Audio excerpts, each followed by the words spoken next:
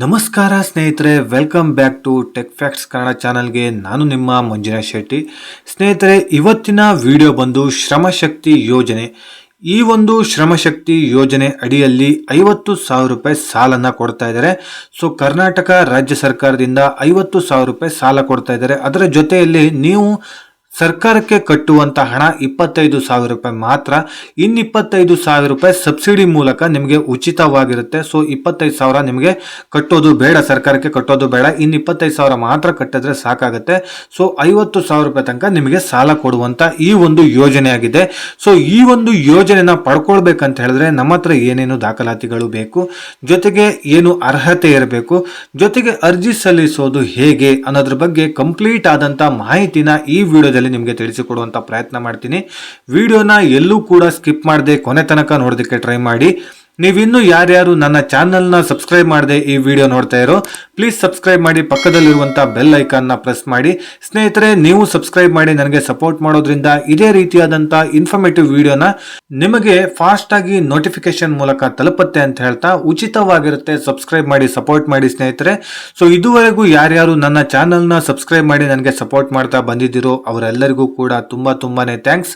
ಈ ವಿಡಿಯೋ ನಿಮಗೆ ಇಷ್ಟ ಆಗ್ತಾ ಇದ್ರೆ ಲೈಕ್ ಮಾಡಿ, ಸಾಧ್ಯವಾದಷ್ಟು ನಿಮ್ಮ ಸ್ನೇಹಿತರಿಗೆ ಈ ವಿಡಿಯೋನ ಶೇರ್ ಮಾಡಿ, ಅವರಿಗೂ ಕೂಡ ಈ ವಿಡಿಯೋದಿಂದ ಉಪಯೋಗನ ಪಡ್ಕೊಳ್ಳಿ ಅಂತ ಹೇಳ್ತಾ ವಿಡಿಯೋನ ಶುರು ಮಾಡೋಣ.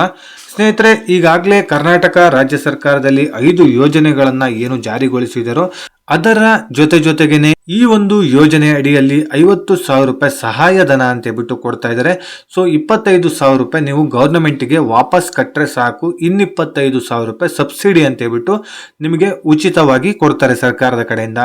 ಸೊ ಏನೇನು ದಾಖಲಾತಿಗಳು ಬೇಕು ಈ ಒಂದು ಯೋಜನೆಗೆ ಅಂತ ಹೇಳ್ಬಿಟ್ಟು ಹೇಳೋದಾದ್ರೆ, ಅರ್ಜಿದಾರರ ಆಧಾರ್ ಕಾರ್ಡು ಬೇಕಾಗತ್ತೆ. ಯಾರು ಅರ್ಜಿ ಸಲ್ಲಿಸ್ತಾರೋ ಅವರ ಒಂದು ಆಧಾರ್ ಕಾರ್ಡು ಬೇಕಾಗತ್ತೆ. ಅರ್ಜಿದಾರನ ವಯೋಮಿತಿ ಪ್ರಮಾಣ ಪತ್ರನ ಕೊಡಬೇಕಾಗತ್ತೆ. ಜೊತೆಗೆ ಅರ್ಜಿದಾರನ ಕಾಯಂ ವಿಳಾಸದ ವಾಸಸ್ಥಳ ಪ್ರಮಾಣ ಪತ್ರನ ಕೊಡಬೇಕಾಗತ್ತೆ.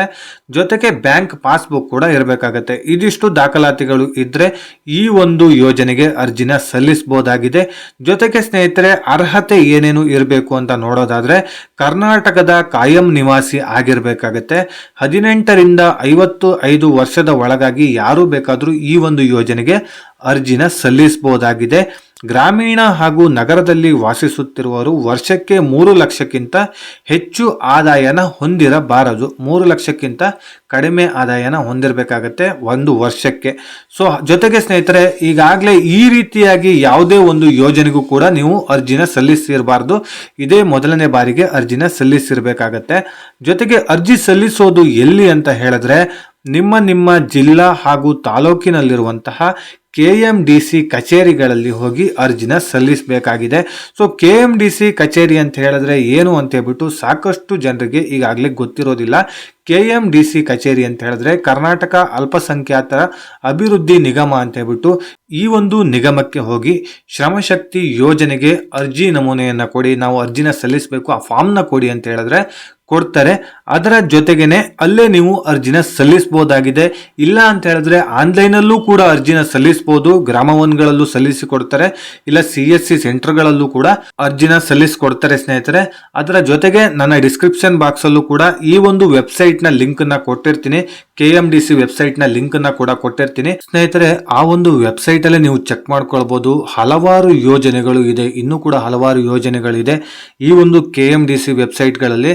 ಸಾಕಷ್ಟು ಇದೇ ರೀತಿಯಾಗಿ ಒಂದು ಉದ್ಯೋಗಕ್ಕೆ ಹಣನ ಕೊಡೋದಾಗಿರ್ಬೋದು, ಅಥವಾ ಗಾಡಿ ತಗೊಳ್ಳೋದಕ್ಕೆ ಹಣ ಕೊಡೋದಾಗಿರ್ಬೋದು, ಕಾರ್ ತಗೊಳ್ಳೋದಕ್ಕಾಗಿರ್ಬೋದು, ಈ ರೀತಿ ಸಾಕಷ್ಟು ಕೃಷಿ ಚಟುವಟಿಕೆಗಳಿಗಾಗಿರ್ಬೋದು ಸಾಕಷ್ಟು ಒಂದು ಯೋಜನೆಗಳಿಗೆ ಹಣನ ಬಿಡುಗಡೆ ಮಾಡ್ತಾ ಇದ್ದಾರೆ.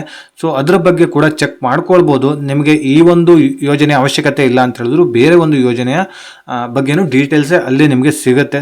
ಜೊತೆಗೆ PDF ಕೂಡ ಸಿಗುತ್ತೆ, ಅದರ ಕಂಪ್ಲೀಟ್ ಡೀಟೇಲ್ಸ್ ಕೂಡ ಇರುತ್ತೆ. ಯೋಜನೆಗೆ ಅರ್ಜಿ ಹಾಕೋದಕ್ಕೆ ಏನೇನು ದಾಖಲಾತಿಗಳು ಬೇಕು, ಜೊತೆಗೆ ಏನೇನು ಅರ್ಹತೆ ಇರಬೇಕು, ಎಲ್ಲಿ ಹೋಗಿ ಅರ್ಜಿ ಸಲ್ಲಿಸೋದು ಅನ್ನೋದ್ರ ಬಗ್ಗೆ ಕಂಪ್ಲೀಟ್ ಡೀಟೇಲ್ಸ್ಗಳು ಕೂಡ ಕೊಟ್ಟಿರ್ತಾರೆ. ಸೊ ಇದಿಷ್ಟು ಸ್ನೇಹಿತರೆ, ಈ ಒಂದು ಶ್ರಮಶಕ್ತಿ ಯೋಜನೆ ಬಗ್ಗೆ ಹೊಸ ಅಪ್ಡೇಟ್ಸ್ನ ನಿಮಗೆ ತಿಳಿಸಿಕೊಡುವಂಥ ಪ್ರಯತ್ನ ಮಾಡಿದ್ದೀನಿ. ಇದೇ ರೀತಿ ಇನ್ಫಾರ್ಮೇಟಿವ್ ವಿಡಿಯೋ ಒಂದಿಗೆ ನಾನು ಮುಂದಿನ ವಿಡಿಯೋದಲ್ಲಿ ತಿಳಿಸ್ಕೊಡ್ತೀನಿ. ಅಲ್ಲಿಯವರೆಗೂ ಧನ್ಯವಾದಗಳು.